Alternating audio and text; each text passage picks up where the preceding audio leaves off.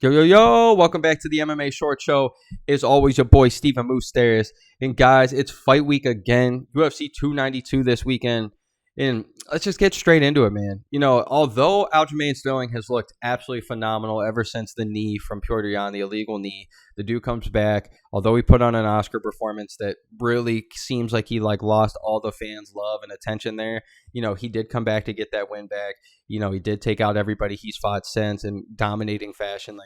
The dude's phenomenal. For him to go out there and now grapple a gold medalist in Henry Cejudo, I know MMA grappling's not the same. There's cages involved. There's lighter gloves. There's punches being thrown. There's knees being thrown. You got to watch for so many different things. I totally get it, but he still out-grappled the man and won that fight. Phenomenal. And say Henry Cejudo was off for however many years. True, I get it, but guess what? He's been doing that since he was 4. So the wrestling aspect might not, the stand-up, I can see that. Timing, I could see that, but when it comes to the grappling, he's got no excuse for it. It was just phenomenal with Aljo right now.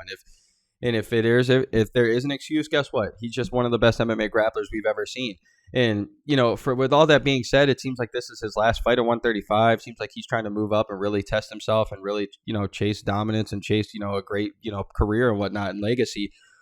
It does feel like the UFC, I've said this for a while now, I think all of us can agree, this is one of them ones where the UFC clearly has a favorite that they want to win here, and it's Sean O'Malley, for sure. When's the last time you've seen somebody, let somebody come into the cage to talk shit a little bit? That was something we saw back in the early 2010s when GSP says, I was not impressed by your performance, that whole thing, sorry, I have awful Canadian accent, so don't even come at me, but you know what I'm saying, we don't do that anymore, especially ever since the whole Nick Diaz and everybody getting in fights and, fucking Strikeforce and Bellator doing it all the time. And especially since Conor and Khabib, there's nobody allowed in the cage anymore after a fight. Guess what? Aljo just goes out, beats Henry Cejudo, just took out one of the most dominant guys we've ever seen.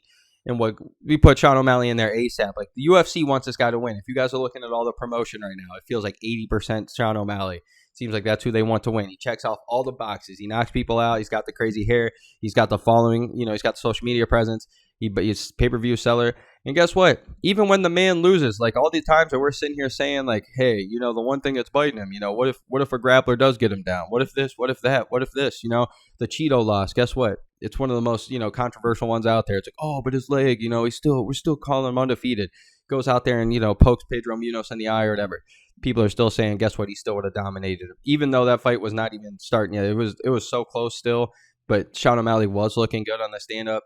And then you can say with anything else, fucking going out there beating Chris Mutino, oh, at least he did that. It's for regardless in the Piotr Jan fight, regardless of what you guys think of that one, even if he did lose on the card or whatever you guys think, for us to be out here and even arguing about how close of a fight it was, that proves that he deserves to be in this top 5. And when I say in this top 5 in the bantamweight division, that's really top 15. So I'm very excited for this fight. And it just does, it honestly feels like the first time since back in the day when we saw Anderson Silva making his run, GSP making his run, John Jones getting ready to make his run, Mighty Mouse Johnson, fucking, Khabib coming in, Izzy, Kamaru Usman, these guys, these dominant champs that we've had forever, Chuck Liddell doing his thing back in the day, these guys that we see coming and we're like, oh shit, they're going to take over the world. Just watch. Cain Velasquez was doing there for a little bit. You start seeing these prospects and it's oh, they're just taking out everybody. That's what Sean O'Malley's feeling like. He feels like he might be that person. And don't get me wrong, guys. I could be completely wrong here. We could look back and when we look back in 20 years, I think Sean O'Malley might be on that list of I don't want to say most influential, but at least the most popular, most followed champions of all time. He's going to be up there, I really think. But, I could easily be wrong here. He could lose to Aljo, then go on to lose to a Marab, and then go on to lose to a Cheeto rematch, and then lose to Corey Sandhagen or something. And we see him losing 4 straight in a row like we saw with, Cody Garbrandt. And especially in this division, anybody in the top 10, top 15 is capable of losing 4 in a row. That's how deadly this division is. So, I could be wrong here, but it just feels like it. We're starting to get this feel of oh, we're about to witness a legend this weekend. Even if he goes out there and starches Aljo, I'm telling you guys, it just feels like it. It just feels like a legend's coming. But I could be wrong. And it'll be nice to see what we're feeling here watching the sport for so long. But, it does just feel like it. And don't get me wrong, though. Aljamain Sterling deserves way more respect than what we're getting here. That's the one thing I really want to get past, too. Aljo deserves way more respect than what he's getting from the UFC. The dude has done everything they've asked. He's being very, very active currently. He's always been active. outside of her knockout loss to Marlon Moraes and whatever, and this illegal knee to shut Piotr Jan, like you don't see this man in trouble at all. Like this guy goes out there and takes everybody. What he did to Corey Sandhagen in 18 seconds or whatever it was, one of the craziest things I've ever seen. What he did to Henry Cejudo, like I've already talked about, it's one of the wildest performances ever. Even back when the first Piotr Jan fight, the first few rounds, the way he was coming out, even though he did burn himself out, the first 2-3 rounds, how active he was looking was phenomenal. If he comes out like that against O'Malley, like I can honestly see Sean, being like, holy shit, like I'm a little shocked here because I thought I was going to get taken down. So, there are multiple levels of this fight.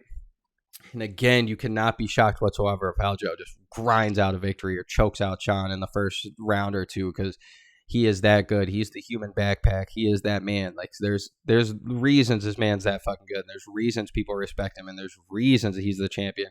And we haven't even seen him really get tested outside of Piotr Jan. So I don't know, man. It's got a great fight all over it. The accuracy of Sean O'Malley is what really gets me going on this guy. Not only does he have the flashy, combos, which a lot of guys do at 135. Not only can, his hips are so loose. That guy gets him up so crazy on kicks. Not only does he throw spinning shit. Not only does he get out there and, does the Kobe shots. Like everything about the guy, the dude is accurate as hell. And like we've seen in, these jiu-jitsu tournaments and stuff, don't sleep on the guy either. The guy's got a little something in him, but I don't think he's going to catch fucking Aljo anything. But, the one thing I can say is fight is going to be something that we're going to watch. We're either going to be sitting here on Monday morning or Sunday morning. We're either going to be sitting here saying, holy shit, Aljamain Sterling is that good. He just mopped the floor with Sean O'Malley, and we're going to be questioning if Sean O'Malley was ever that good. Or we're going to see Sean O'Malley starch Aljo and have him, backpedaling, looking wild, getting hit out there. And it's like, whoa, was Aljo ever good? Like, oh my gosh. So I think it's going to be one of them fights. I don't see it being a 5-round war. If it's a 5-round war, then Sean O'Malley showed us a lot more than what I ever expected him to have. I know he's got the stand-up, and I know his grappling's actually pretty good, and his takedown defense is pretty good. But against Aljo Sterling, come on.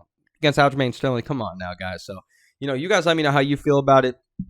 I do think this is Sean O'Malley's time, but at the end of the day, I would never be shocked, and you can never be shocked if Aljo comes out here and just makes it look super fucking easy, especially after what he just went through with Cejudo, who Cejudo gave him a lot of work, especially when it came to grappling. But I'm just saying, Sean O'Malley's length and height, whew, you guys better watch out. That dude's a sniper. So, as always, your boy, Steven Moustaris. Let's go, baby.